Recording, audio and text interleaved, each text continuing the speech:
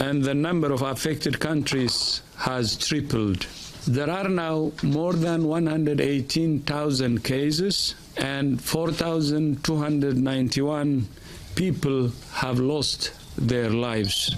In the days and weeks ahead, we expect to see the number of cases, the number of deaths, and the number of affected countries climb even higher. WHO has been assessing this outbreak around the clock, and we're deeply concerned both by the alarming levels of spread and severity. We have therefore made the assessment that COVID-19 can be characterized as a pandemic. 11 de março de 2020.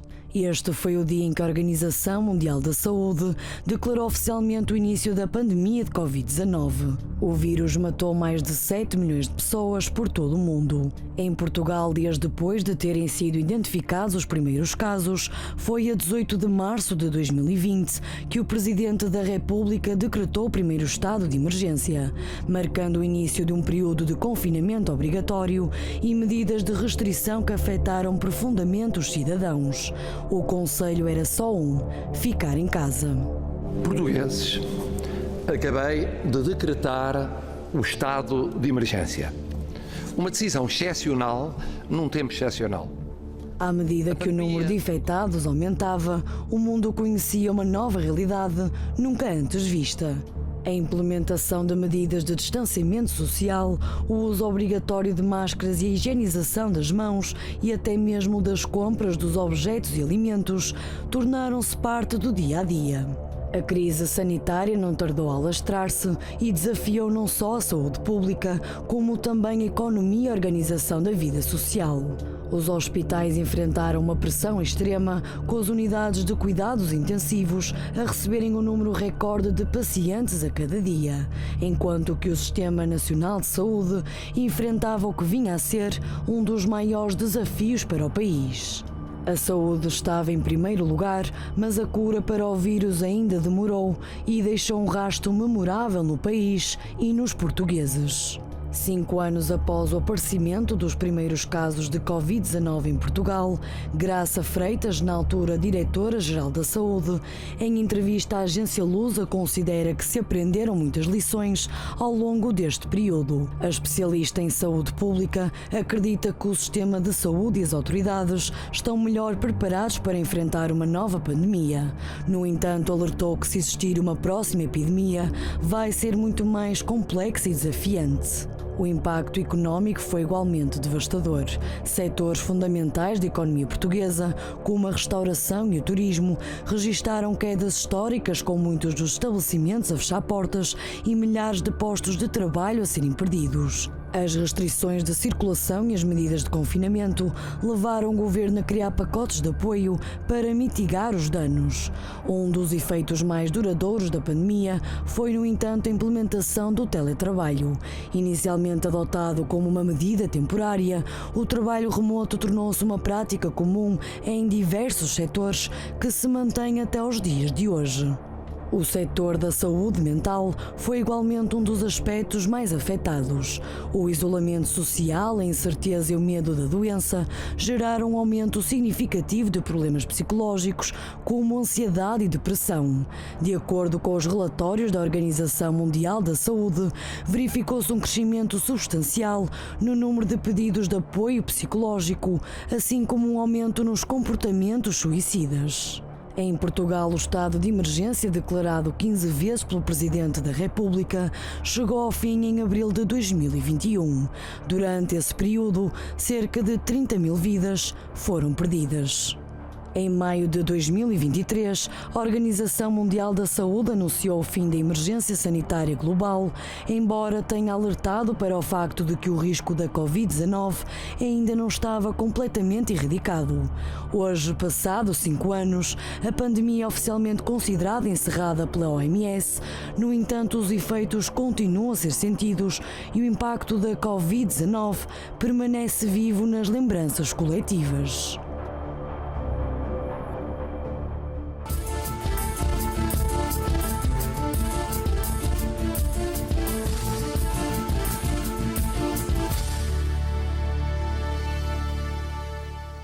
Olá a todos, sejam muito bem-vindos a mais um programa Debate Público. Estamos em direto pela Unifé TV, o canal da família.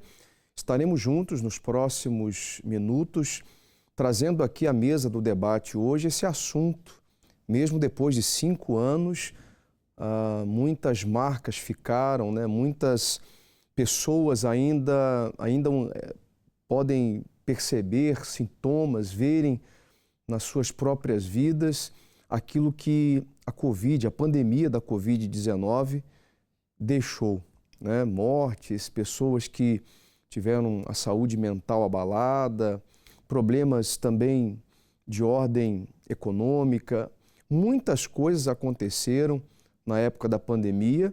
E nós vamos falar um pouquinho sobre esse assunto, o que mudou nesses 5 anos, o que a economia do país, o que as pessoas, as famílias, elas viram de diferente, estão a presenciar atualmente. E a partir de agora você vai poder participar conosco, debatendo esse tema, perguntando, levantando questões. Nós estamos em direto, você tem aí o telefone para a sua participação, que é o 218-368-008, como também o 210-346-091. E ainda temos um contato de WhatsApp, você pode entrar em contato conosco por mensagem 918-617-038. Nós temos também uma enquete nos nossos stories lá no Instagram. Pode colocar, por favor, a primeira questão, para quem está em casa poder participar. 5 anos pós-pandemia, o que mudou na sua vida? Trabalho, saúde mental, relações ou não mudou nada? A segunda questão, ainda sente o efeito da pandemia atualmente? Se você sente, se você ainda percebe os efeitos pós-pandemia, você também pode deixar aí o seu comentário, se para você está tudo igual. Temos uma terceira questão, acha que no futuro o mundo pode voltar a parar? Sim, e se estaremos preparados ou não? Ou você acredita que isso não pode se repetir? Temos ainda uma quarta questão, você pode partilhar conosco as consequências da pandemia na sua vida, você pode deixar aí uma resposta aberta, escrever alguma coisa a respeito desse tema, desse assunto. Eu acredito que todas as pessoas, de alguma maneira, alguma forma, elas foram impactadas com essa questão da pandemia. Nós temos aqui nos nossos estúdios o Dr. Paulo Carreira, ele é diretor-geral da Servilusa, que é, se não me falha a memória, Servilusa Agências Funerárias é líder na prestação de serviços funerários em Portugal, é isso mesmo? É isso, boa noite. Correto. Boa noite e obrigado. Seja bem-vindo ao programa. Muito obrigado.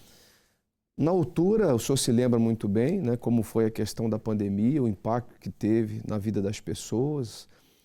O que mudou naquele período no trabalho profissional de vocês? Porque foi algo assim repentino, foi algo que mudou, né? O impacto foi global. Queria que o senhor falasse um pouquinho, voltasse no tempo, falasse um pouquinho a respeito disso. Como foi para vocês lidar com toda aquela situação? Já lá vão uns anos, né? Já passaram uns 5 anos. É certo que, e na empresa onde nós representamos, na Servilusa, evidentemente tínhamos já uns protocolos instituídos, um protocolo operacional para lidar com casos de risco biológico, de alguma...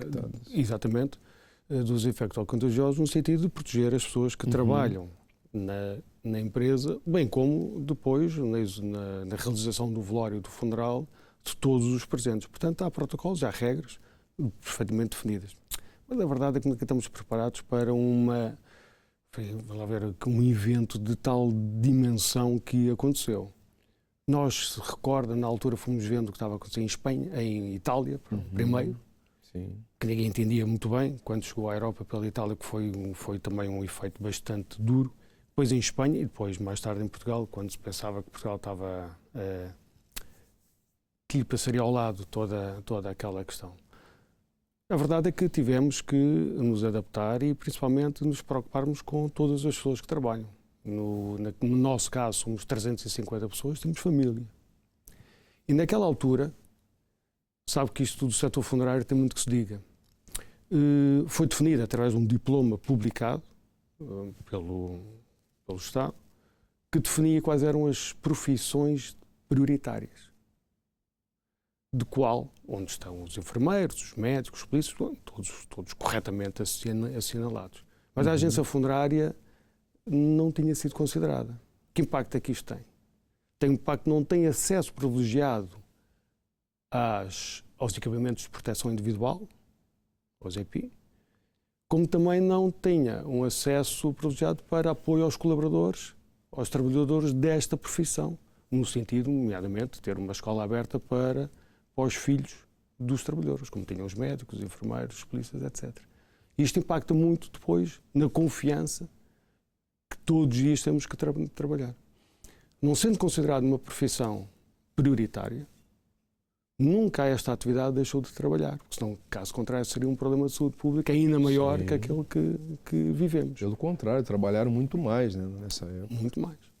E, portanto, foi necessário uma união e um sentido de responsabilidade, no sentido que esta atividade é uma atividade impreterível, uma atividade social impreterível e que, portanto, não podia parar, e assim todos nos preparamos com, enfim... E isso foi um dos maiores desafios para vocês naquela altura, então?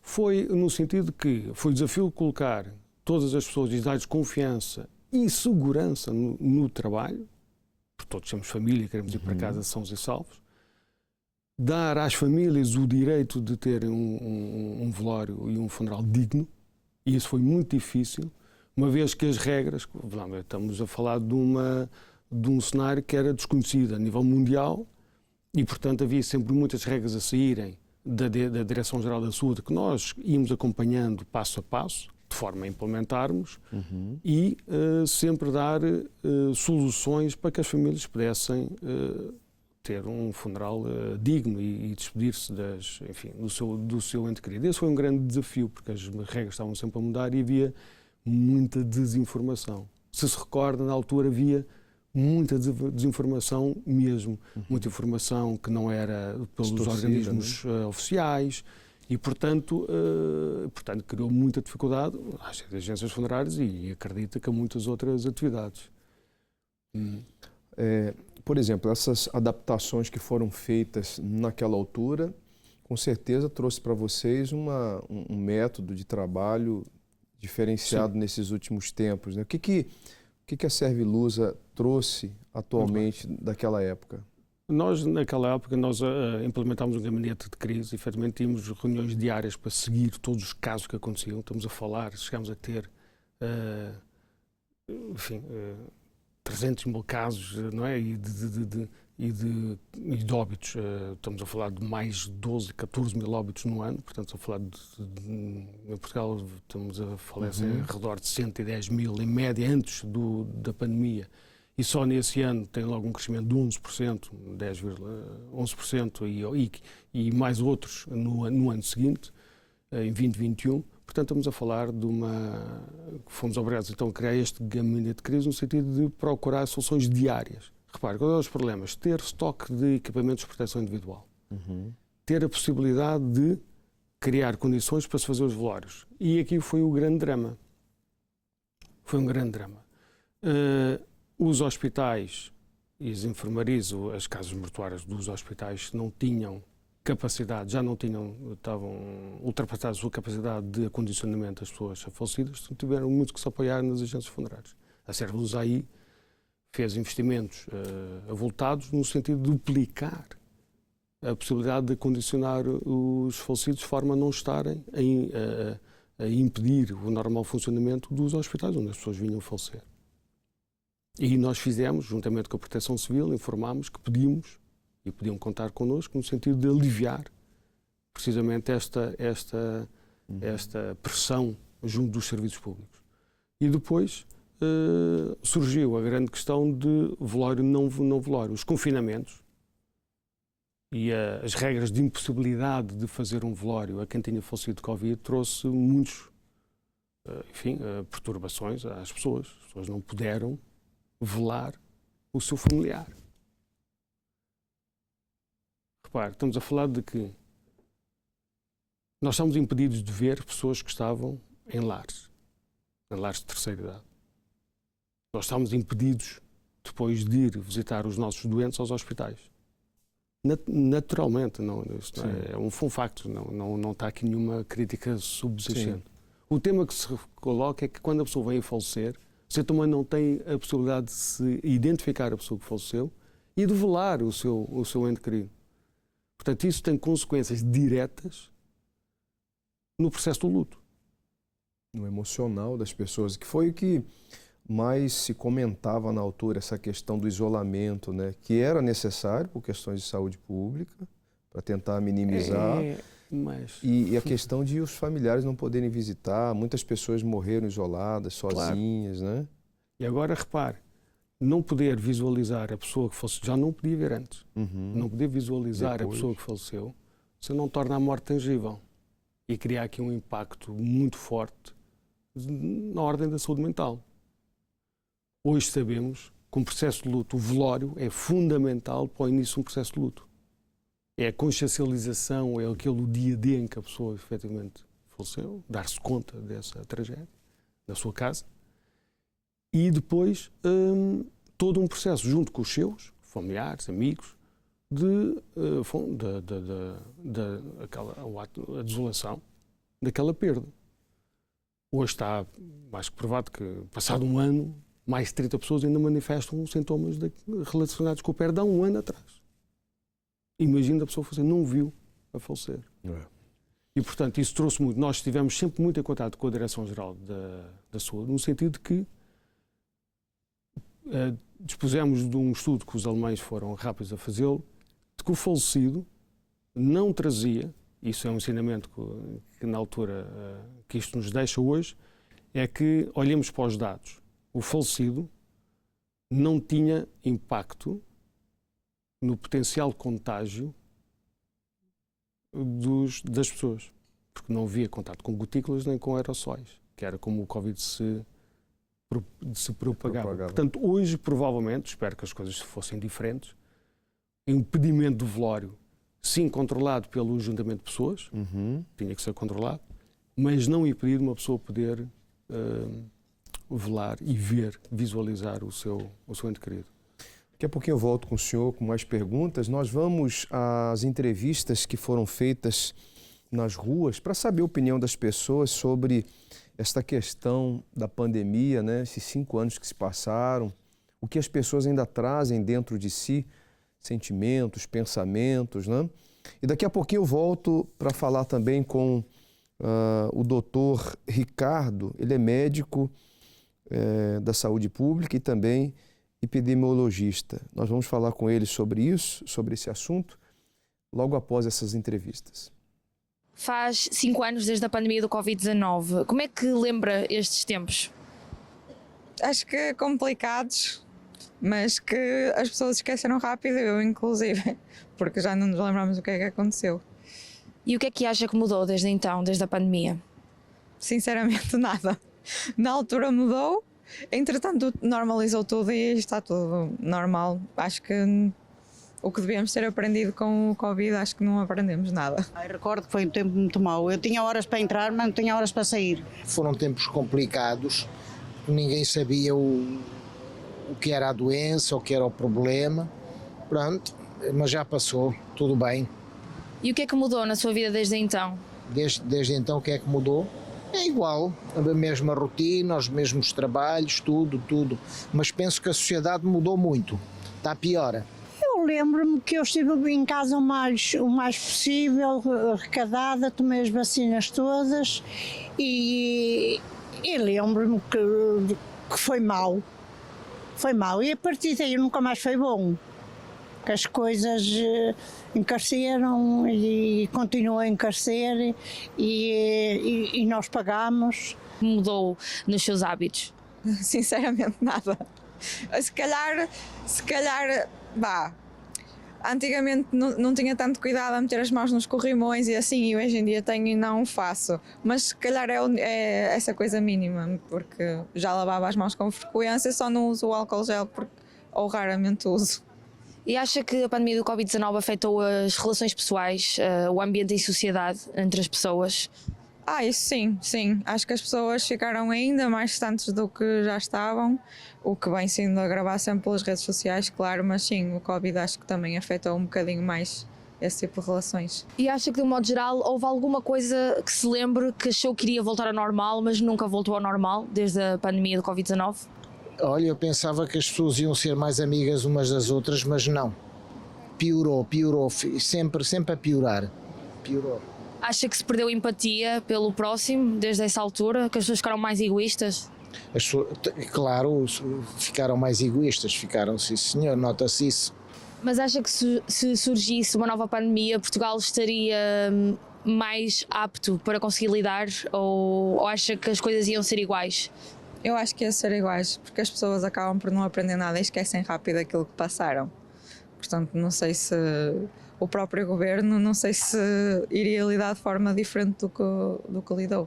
Se Portugal estaria preparado, nestas alturas ninguém está preparado. Se vier uma pandemia, não há ninguém que consiga estar preparado. Mas nos países onde, no caso de Portugal, que a medicina avançou muito, os cuidados de saúde aumentaram muito, penso que estávamos mais preparados. E qual é que foi a maior lição que tirou da altura do Covid-19, que traz para hoje, para o seu dia-a-dia? Cuidado. Tomo as vacinas todas, tenho 85 anos, o meu marido tem 84, tomo as vacinas todas, tenho precauções e a minha falecida mãe dizia: caldos de galinha que nunca fizeram mal a ninguém. E a gente tem que se ter cuidado.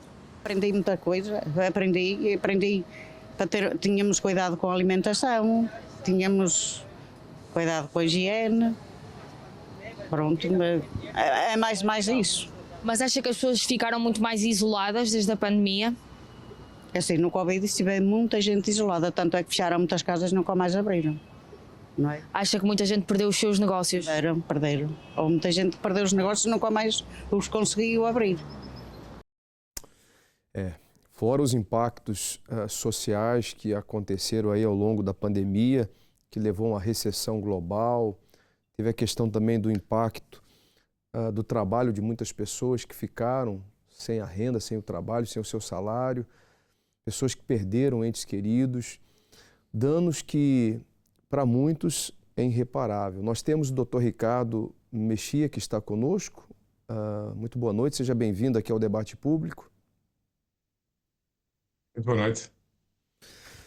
O que mudou, doutor, na forma, né, de ser gerida aí a saúde pública em Portugal depois dessa pandemia que o mundo inteiro enfrentou há 5 anos atrás? Eu julgo que há muitas coisas que seguramente até então se calhar eram desconhecidas da maior parte das pessoas e que de alguma forma ficaram debaixo dos holofotes durante este período da pandemia. E portanto acredito que essa visibilidade veio também alertar as pessoas para algumas preocupações. Aliás, na peça isso foi mencionado, se calhar questões que nós antes não nos preocupávamos, como a higienização das superfícies ou uma repetida higienização das mãos, e que hoje se calhar entraram na rotina. Por outro lado, também, de alguma forma, com esta normalização, se calhar hoje já não estamos tão preocupados com isso e, portanto, fomos desaprendendo ou abandonando algumas desses hábitos que fomos criando, não é? E, por exemplo, hoje muitos dos dispositivos com dispensa de álcool gel já estão vazios, nem sequer têm álcool gel dentro que as pessoas possam utilizar. E portanto há de facto algumas coisas que aprendemos. Eu confesso que achava que haveria mais coisas que nós iríamos manter.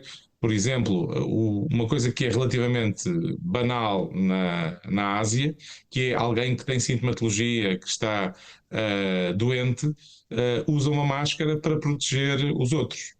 E eu acreditei que isso poderia ser algo que nós podíamos passar a ter mais ou menos regularmente aqui em Portugal também, mas não é esse o facto, não é? É raríssimo nós vermos alguém com uma máscara e, portanto, aquela cautela que poderia ajudar a reduzir a disseminação da doença deixou de existir.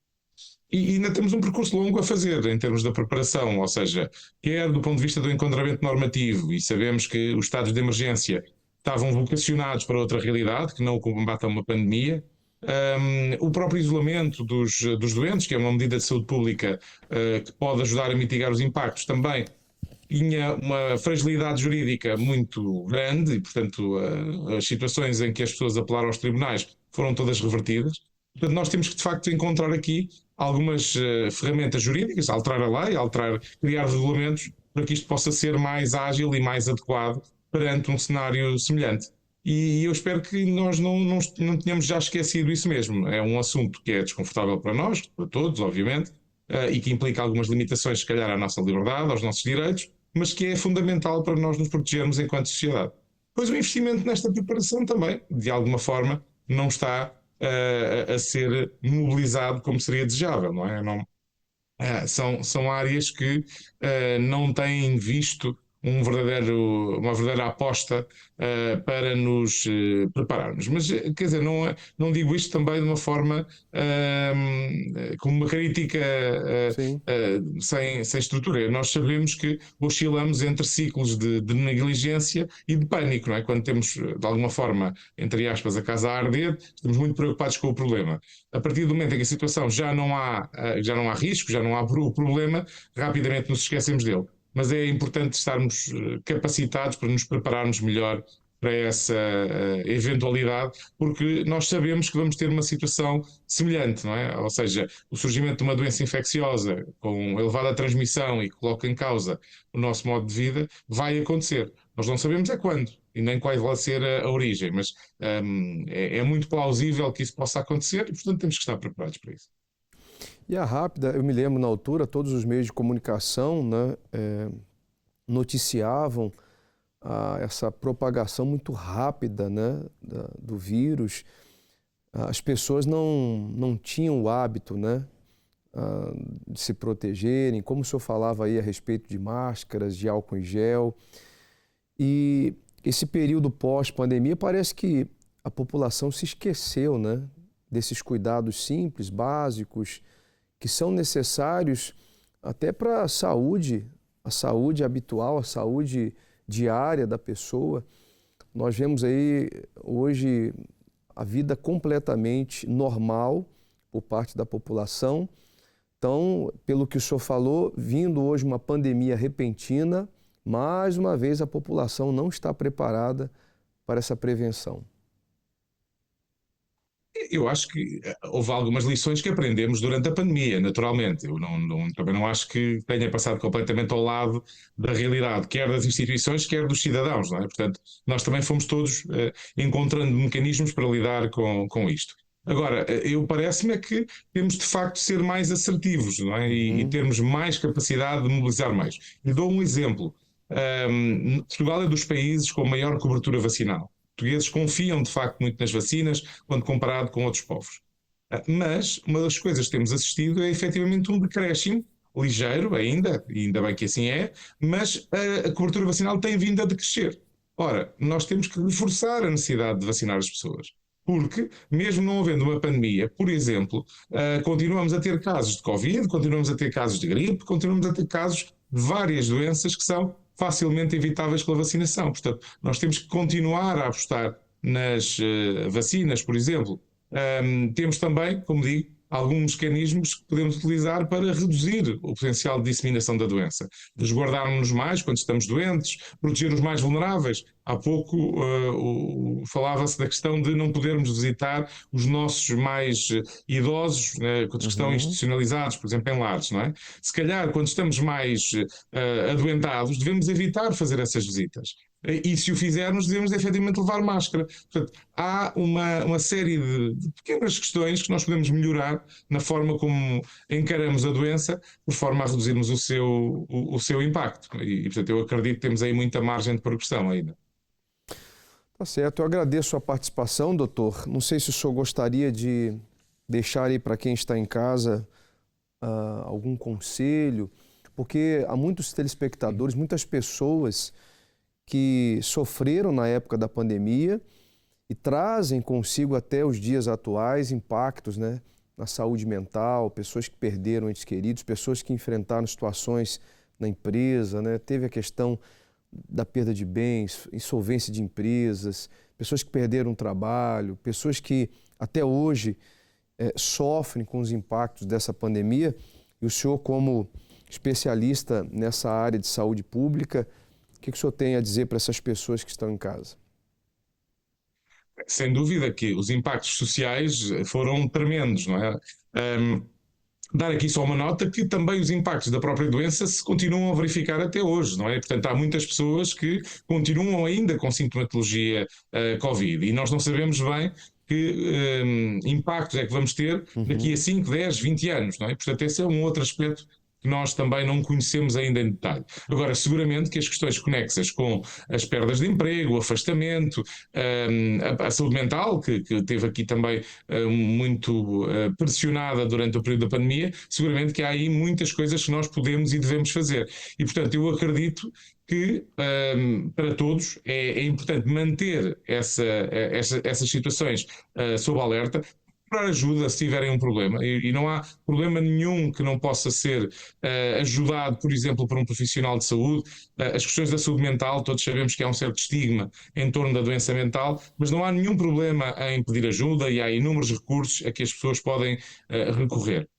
Portanto, acho que há espaço nos nossos serviços de saúde para responder a essas necessidades das populações, para termos capacidade de ter uma sociedade mais resiliente perante uma eventual futura ameaça. E, portanto, eu acredito que isso pode ser um caminho importante a trilhar e diria também que é importante sermos solidários uns com os outros. Se vimos alguém em dificuldade, não podemos deixar de lhes prestar auxílio, seja diretamente, seja referenciando aos serviços de saúde, para que as pessoas não se sintam abandonadas, não se sintam sozinhas e que possam, de facto, proteger a sua saúde. E isso é absolutamente fundamental. Depois, pegando até nas questões que mencionou, por exemplo, das questões económicas, há um conjunto de benefícios sociais, de mecanismos que podem também apoiar as pessoas e, portanto, não sendo totalmente a solução, mas seguramente que podem dar aqui também uma esperança e um alento a quem, por alguma razão, acabou por ver a sua vida muito mais complicada, fruto da pandemia,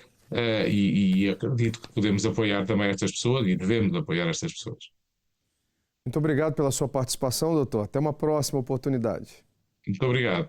Boa noite. Nós vamos agora a uma entrevista com a psicóloga Leônia, ela que na altura estava se formando, né? Ela estava fazendo a sua preparação para atender e veio a pandemia e ela vai contar a sua experiência, né? Como é que ela lidou com a situação na altura e o que trouxe de experiência no trabalho que ela desenvolve hoje, em dias atuais, com as pessoas que talvez ainda até carregam, né, essas marcas deixadas pela pandemia. Vamos acompanhar. Olá, muito boa noite. Mais uma vez, obrigada pelo convite e por estar aqui.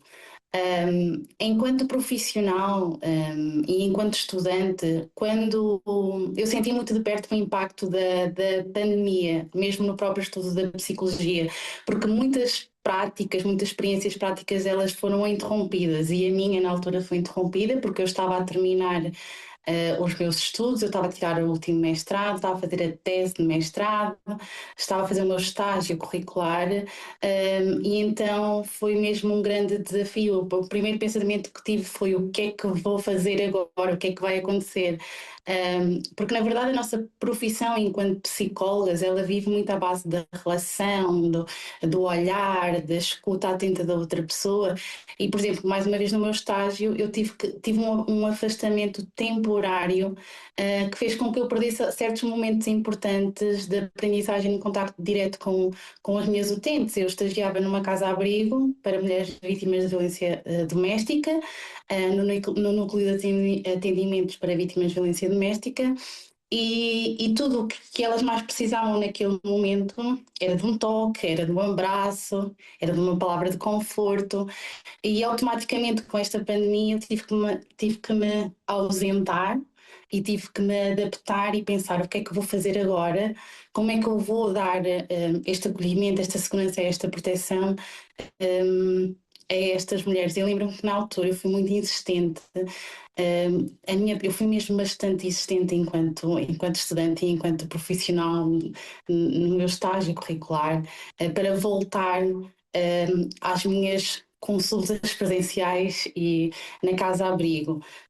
E lembro-me que depois de tanta insistência da minha parte, tanto a casa-abrigo, o NAVDE e o instituto com quem eu estava a terminar o meu mestrado em Psicologia, eles aceitaram. Então foi permitido que eu fosse lá, com aquelas restrições todas, não é? Nós não podíamos tocar, existia uma distância mínima, com máscara, com gel, e sempre foi muito melhor eu estar lá presencialmente do que estar em casa. E lembro-me que na altura, antes de voltar, aquilo que eu fiz foi dar folhetos para eles poderem lidar com crises de ansiedade, por exemplo. E então acredito que nesta altura exigiu uma enorme capacidade de adaptação. Nós fomos desafiados a encontrar novas formas para de escutar, de apoiar e de comunicar à distância. Aprendemos bastante a ser muito mais criativos, não é? E eu olho hoje para essa altura da pandemia, do confinamento, como um misto de gratidão e consciência, gratidão porque porque eu consegui concluir a minha formação, não é, devido à minha insistência, e ao mesmo tempo seguir a profissão com que eu escolhi, mas também de consciência de que a pandemia, ela não só mudou a forma como nós vivemos, claramente, mas também a forma como nós cuidamos de nós próprios e das outras pessoas. A pandemia, a nível do acompanhamento psicológico, nós podemos dizer que nessa altura foi um divisor de águas na forma como nós acompanhamos os nossos pacientes em psicologia, porque antes a grande maioria das consultas elas eram feitas presencial, e um modelo online não era conhecido. Eu lembro-me que na altura eu não conhecia um modelo online, mas já percebi que antes existia, numa quantidade mínima. Mas que hoje, não é? Hoje as consultas online aumentaram bastante desde essa altura, e hoje existe uma adaptação, uma transformação, mas com o confinamento houve um verdadeiro boom nas consultas online e até houve uma necessidade, tanto da nossa parte como dos utentes, de nos adaptarmos rapidamente, não é? E surpreendentemente as coisas funcionaram muito bem. O online nos trouxe uma ferramenta bastante acessível e eficaz em muitos casos, até mais confortável para quem está do outro lado do ecrã, porque claramente isto não só somos nós que dizemos, houve bastantes estudos, existem estudos que comprovam que existe também bastante eficácia para um acompanhamento online. Claro que existem algumas diferenças, não é?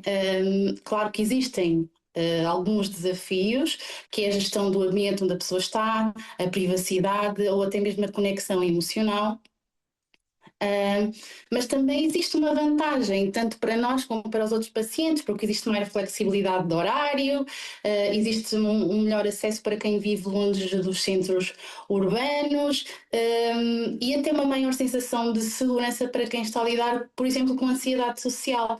Claro que depois isto é trabalhar em consulta, mas o importante é que inicialmente estas pessoas que, por exemplo, têm diagnósticos de perturbação na ansiedade social, primeiramente se sintam confortáveis nas suas casas e se sintam seguros para podermos iniciar o acompanhamento psicológico.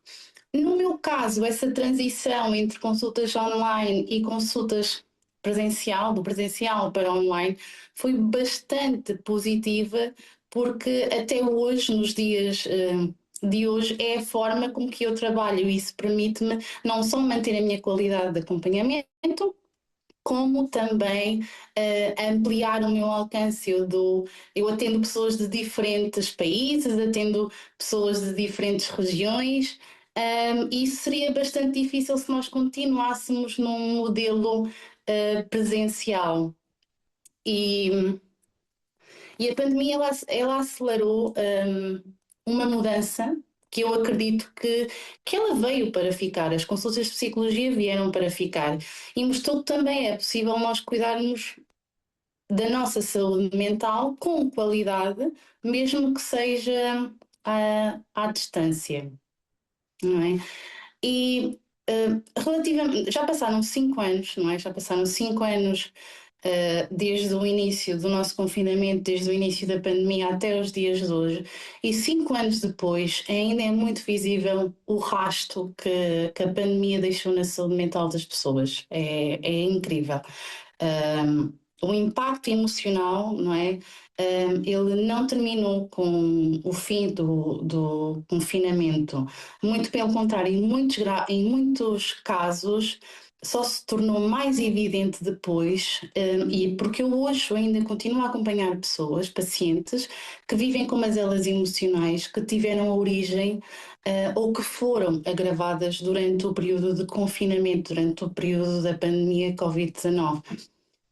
E estes pacientes, principalmente aqueles que estavam ou ainda estão inseridos em contextos familiares abusivos, ou seja, onde há muita crítica, onde há muita humilhação, onde qualquer coisa pequenina é para discutir, é para berrar. E durante o confinamento, muitas dessas pessoas elas ficaram presas nesse ambiente que devia ser o seu ambiente seguro e acabou por se tornar um ambiente assustador, um ambiente sem proteção nenhuma e sem qualquer tipo de apoio, sem qualquer tipo de possibilidade de fugir, porque mais uma vez o nosso lar ele deve ser um espaço, um lugar seguro para nós, e para muita gente tornou-se um lugar de sofrimento e de tensão emocional muito constante. E isso claramente que deixa marcas bastante profundas, experiências traumáticas, perturbações de ansiedade, depressão, dificuldades em confiar na outra pessoa. E aquilo que eu noto nos meus pacientes é que muitos destes pacientes eles ainda estão a tentar reconstruir-se aos poucos, porque a pandemia para eles não foi apenas uma crise sanitária, foi um período de violência silenciosa, um período de abandono emocional, e que muitas vezes, todos os dias, desde a hora que vão dormir até a hora que acordam, e até mesmo na hora de sono, porque nestes ambientes o sono não é de qualidade, estas pessoas estavam em constante sobrevivência diária. Portanto, o rastro da pandemia, ela não é apenas algo estatístico que nós podemos dizer que aquilo aconteceu há 5 anos atrás, durante um X de tempo e ficou lá. Não, o rastro da pandemia ele também é humano, porque está presente nestas pessoas, nestas histórias que ouvimos todos os dias, nas dores que elas ainda são elaboradas em contexto terapêutico. Eu ainda continuamos ainda a trabalhar nestes contextos terapêuticos que continua a ser feito nas nossas consultas com muita sensibilidade, com muito acolhimento, com muita paciência, com muita esperança. Por isso nós devemos olhar para estes 5 anos de que as coisas humanamente elas ainda não foram resolvidas, ainda precisam de ser bastante trabalhadas a nível de contexto emocional e destas consequências que se vêm arrastando desde essa altura. Muito obrigado, doutora, pelo seu posicionamento. Nós estávamos falando aqui fora do ar com o doutor, deixe-me refrescar a memória aqui, doutor Paulo Carreira. Doutor Paulo, na altura, mais do que nunca, foi importantíssimo, né, a questão do apoio psicológico às pessoas. O senhor falava de uma iniciativa que a Servilusa teve, que foi importante na altura, né, foi fundamental para muitas pessoas. Nós, a determinada altura, demos conta que o impacto destas questões do velório e da última despedida, como momento único e irrepetível, criava algum impacto, de facto, forte junto das famílias. Nós contactámos, nessa altura, o SNS e a Ordem dos Psicólogos e decidimos fazer uma parceria tripartidária através de uma formação de primeiros socorros psicológicos a uma equipa especializada da Servilusa, conseguimos fazer uma chamada de conforto após o funeral, no sentido que, para avaliar a situação em que a pessoa se encontrava e informar, uma vez que o funeral não tinha decorrido e muitas vezes essa pessoa nem sequer lá tinha ido, por impedimento, no sentido que havia um serviço disponível através do SNS, portanto um serviço gratuito dentro do SNS, de onde lhe poderia ter um apoio psicológico. E isso foi feito através deste acordo, tanto com a Ordem dos Psicólogos como com o SNS, no sentido de divulgar, promover esta solução, este apoio que era possibilitado a todos os portugueses. Portanto, foi algo que fizemos em grande escala, e tenho absoluta certeza que teve um grande impacto no apoio. Agora, a gente acompanha, né, em alguns meios de comunicação social, claro que não se fala muito, não se fala como na altura, mas ainda há algumas notícias. Recentemente, cerca de um mês atrás, um desses meios de comunicação notificou essa questão de uma nova pandemia, né? Muitos cientistas fizeram estudos e divulgaram que há mais de 33 tipos de agentes de doença que podem ser pandêmicos. Há da parte de vocês uma conscientização em relação à vossa equipe de que a qualquer momento pode surgir uma nova pandemia? Porque os cientistas afirmaram, não é se, é quando, né? Essa é a espera. Da nossa parte não tínhamos dúvida, portanto, os protocolos de prevenção entraram para ficar. E nós ouvimos o Dr. Ricardo falar sobre algumas medidas de prevenção que para nós são dia a dia. Portanto, obviamente, jamais trabalhamos sem os devidos equipamentos de proteção individual, como as máscaras, ou pessoas que dentro da nossa atividade que se encontram com constipadas ou engripadas, evidentemente tem que usar as máscaras. O álcool gel é uma prática habitual na nossa empresa, porque assim tem que ser, porque nós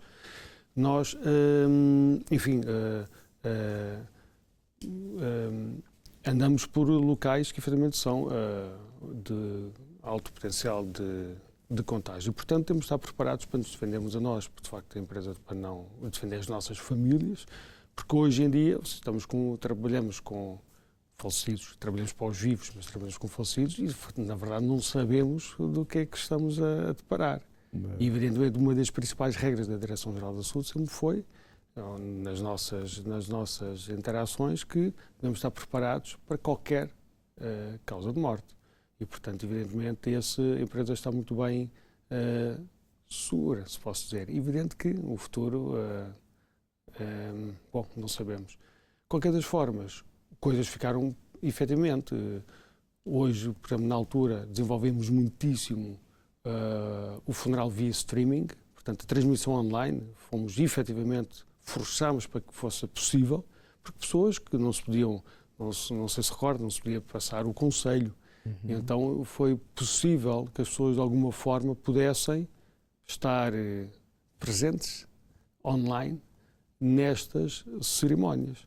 E isto hoje ficou. Hoje é algo que utilizamos recorrentemente. E efetivamente. E este apoio também, portanto, hoje fazemos um grandíssimo apoio com grupos de trabalho na ordem de entender o luto. Entender o processo do luto, porque na verdade nós nunca sabemos, e não sabemos passar, só com a experiência. E esta divulgação de todo este processo, saber identificar alguém lá em casa que esteja com um luto mais difícil e sabê-lo encaminhar para os profissionais. E portanto, nós temos esta característica de que testemunhamos muito estes potenciais riscos e podermos ter a possibilidade de divulgar estes apoios que existem e através destes grupos de trabalho que nós fazemos diariamente com vários grupos e trabalhamos com alguns psicólogos no sentido de promovermos estes grupos de trabalho. O senhor já está nessa atividade há quanto tempo? Quantos anos? Bom, eu já estou há mais de 25 anos. Mais de 25 anos. Uhum. Foi a primeira vez que teve esse impacto, assim, profissionalmente falando, foi a Covid-19. Sem dúvida. Estamos a falar de Nos 25 anos não teve nada parecido, não é? Não, parecido não. Todos tivemos experiências de difícil resolução, mas que, como desta dimensão e com este período, foram 2 anos, estamos a falar, e mais do que tudo é trabalhar em função que a empresa faça aquilo que deve fazer, portanto, na sua missão quer disponibilizar serviços funerários às famílias, mas, na verdade, cuidando muito bem de todas as pessoas que trabalham naquela empresa. Como disse, são 350 pessoas que têm família e, efetivamente, toda esta... Vamos multiplicar aí 350, cada um aí 3, 4 agregados. Pois, é muita gente. E trabalhar num mundo, num meio que era um desconhecimento, quando a próprias Direção-Geral de Saúde Portuguesa e todas as outras, e a Organização Mundial também, para eles foi toda uma vivência nova. Os funcionários não foram impedidos de ter acesso à família, né, na altura? Não, os agentes funerários não. Não, repare, nós tínhamos muitas proteções mesmo. Agora, é evidente que, repare, nós tínhamos uma equipa de desinfecção diária, nós adquirimos equipamentos de higienização por ozono, que era tudo desconhecido na altura, para nos ajudar também a desinfetar os nossos espaços, quer os nossos veículos, as salas de velório e todo o equipamento que nós usávamos. E fatos de proteção completo, quando trabalhámos diretamente com o Covid, nos outros casos com proteções menores, mas na verdade repare, estamos a falar de um ano de um investimento absolutamente enorme, mas para dotar todas as pessoas da maior capacidade de segurança individual, porque de facto, como disse, ao fim do dia íamos todos para casa.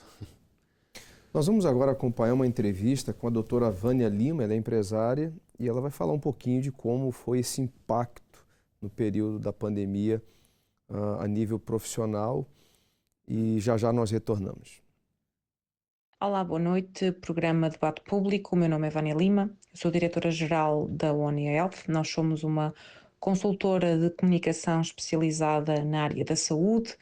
Quando chegou a pandemia Covid-19, de facto as coisas mudaram bastante para nós, porque até essa data tínhamos uma política de estarmos todos os dias, ou quase todos os dias, no escritório, e a partir daí tivemos que, não é como toda a gente, mudar bastante a nossa forma de trabalhar através do teletrabalho. Na verdade, dada também as faixas etárias da nossa empresa e dos nossos funcionários, foi uma adaptação até mais ou menos simples, porque o nosso trabalho e a maioria dos nossos clientes são clientes com quem trabalhamos à distância já, portanto tivemos que fazer um ajuste mais na forma de trabalhar e de comunicar internamente do que propriamente com os nossos clientes.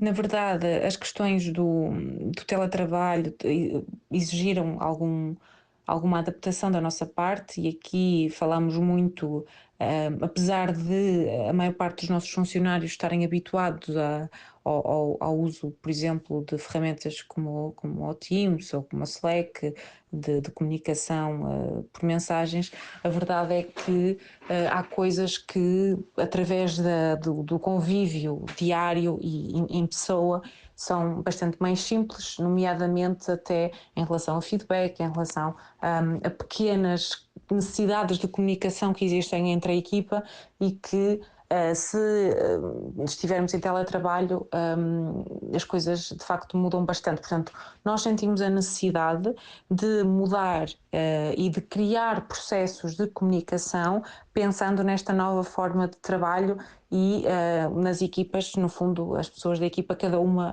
na sua casa e a trabalhar à distância. Portanto, foi um processo que, apesar de ter começado na pandemia, talvez só tenha chegado a uma fase mais madura e de uma implementação com maior sucesso, talvez 2021, 2022, portanto ainda demoramos algum tempo, porque na verdade durante a pandemia existiam aqui outros fatores, até pessoais e emocionais, que faziam com que toda a gente também estivesse menos disponível para pensar em processos, porque não é, estávamos todos a passar por uma situação bastante complicada e bastante delicada, e daí haver esta maior resistência ainda a outras mudanças e a pensar novamente os processos. A pandemia, sem dúvida, que mudou imenso a forma como todos trabalhamos, acelerou muita coisa, ou seja, talvez agora olhemos para trás e pensamos que a quantidade de reuniões presenciais que fazíamos e que muitas vezes exigiam uma deslocação até bastante morosa e, portanto, sem dúvida nenhuma que acelerou muita coisa, obviamente.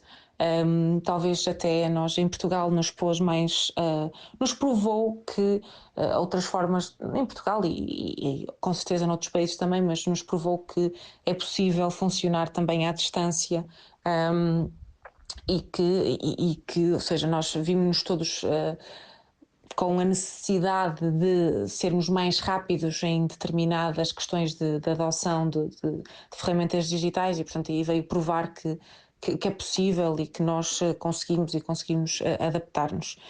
Em relação ao impacto da pandemia na ONIA particularmente, na verdade, sendo nós uma consultora que trabalha na Zona Norte e a maioria dos nossos clientes, estando em Lisboa, já estavam antes da pandemia, mas acabou por, de alguma forma, facilitar ainda o nosso crescimento no mercado, porque a partir da pandemia temos uma maior facilidade também em marcar reuniões e conseguir estar com clientes de uma forma também online e, portanto, não havendo tanto esta necessidade de estarmos presencialmente. Portanto, para nós, com tudo o que existiu de mal da pandemia, que é importante relembrar e não nos esquecermos, mas para nós em termos de abrangência de mercado e de expansão de mercado, foi bastante interessante e continua a ser, porque talvez nos tenha permitido um crescimento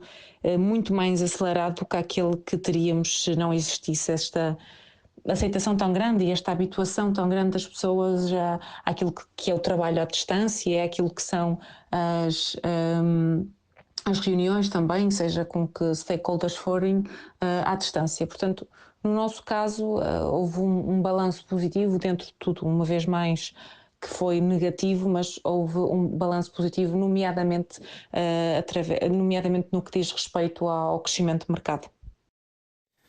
Falar das perdas materiais não é tão difícil. Muitas pessoas já recuperaram, outras se reergueram, outras se reinventaram na época, principalmente na época da pandemia.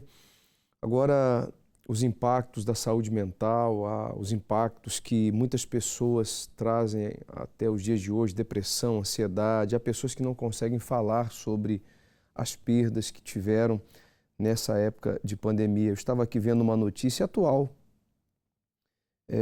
sobre uma professora de geografia, Paula.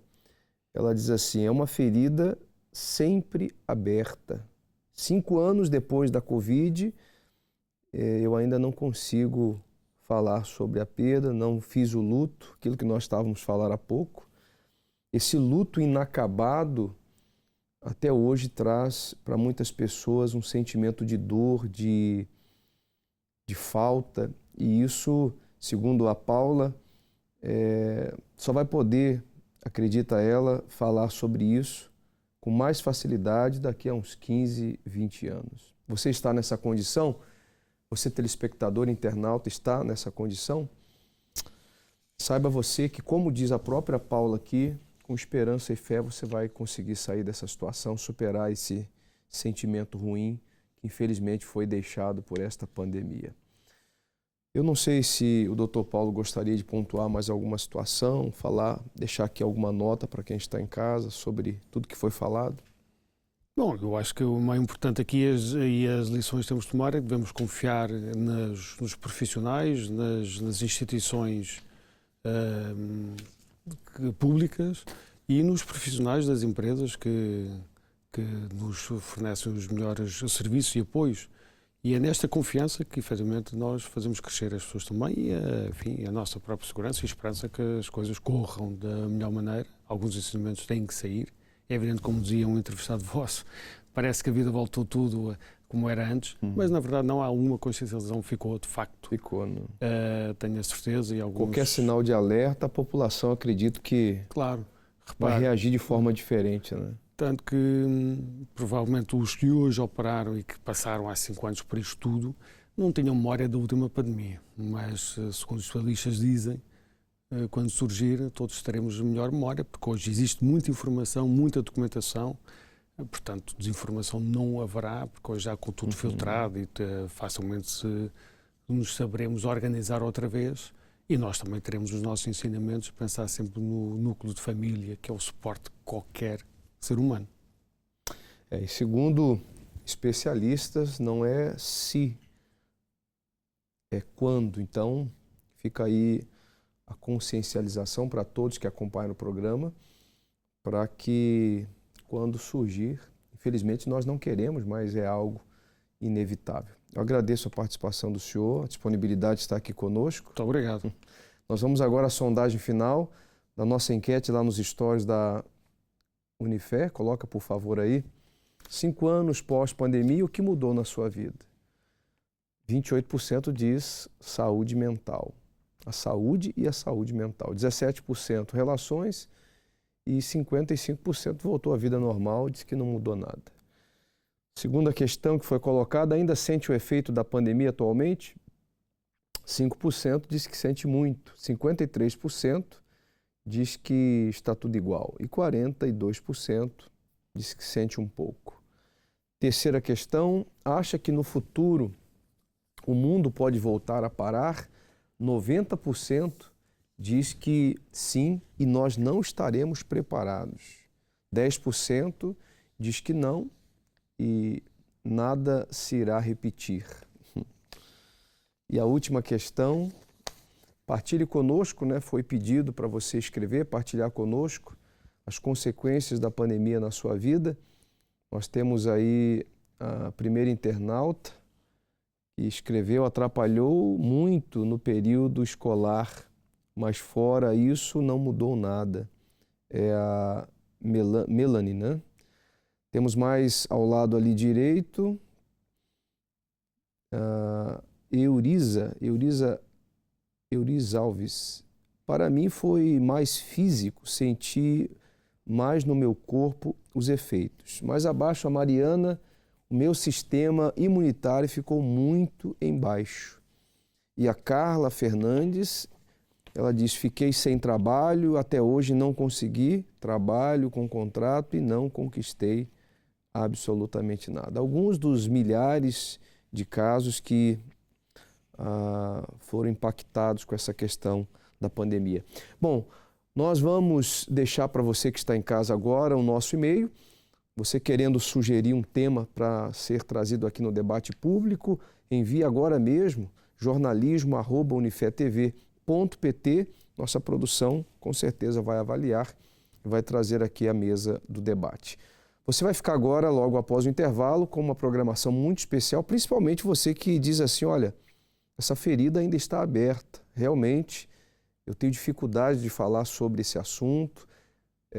Eu, durante essa programação, me recordei de muitos acontecimentos da minha vida e não consegui superar. Você vai poder continuar aqui conosco. O Marcos Bueno vai disponibilizar um telefone para uma orientação emocional, espiritual. Com certeza, com a ajuda, você vai conseguir superar e ter dias melhores, tá bom? Ficamos por aqui com o debate público de hoje. Forte abraço a todos, fique bem e até o nosso próximo encontro.